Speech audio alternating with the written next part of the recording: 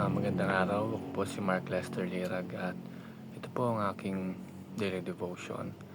Ano ang solusyon ng Diyos? Na tinalakay po ni Pastor Russell Ocampo sa 365 Daily Devotion. Ang Bible verse ngayong araw ay galing sa 1 Corinthians chapter 2 verse 14. Ang sabi po ay, But the natural man received not the things of the Spirit of God, for they are foolishness unto him, neither can he know them, because they are spiritually discerned. Ang topic po ngayon or concept ngayong araw is depravity. Ano nga ba ang depravity?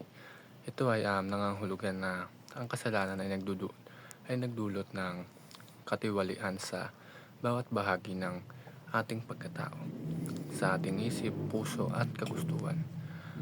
Hindi po nangangahulugan na ang tao ay kasing sama ng maaari niyang maging. Pero ibig sabihin nito na wala tayong kakayahang hanapin ng Diyos sa sarili nating lakas. Tanging ang biyaya ng Diyos lamang ang makakapagligtas sa atin mula sa kasalanan.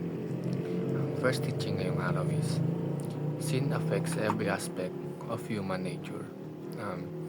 Makikita natin na mula pa sa simula, ang kasalanan ay sumira sa buong sangkatauhan.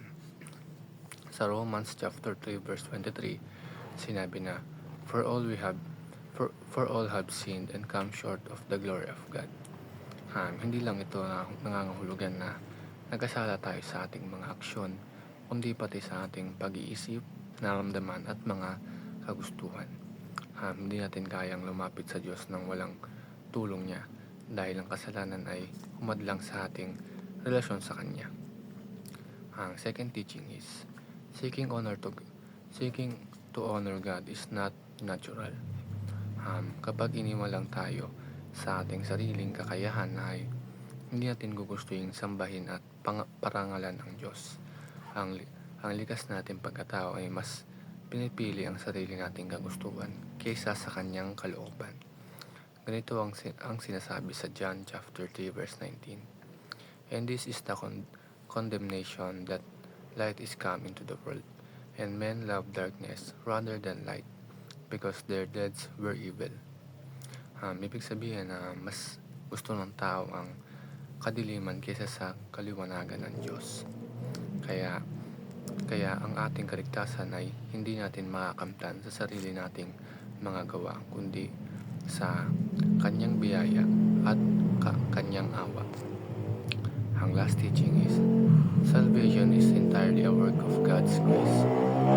Wala makakapagligtas sa sarili niya sa pamamagitan ng mabuting gawa o pag-isikap lamang.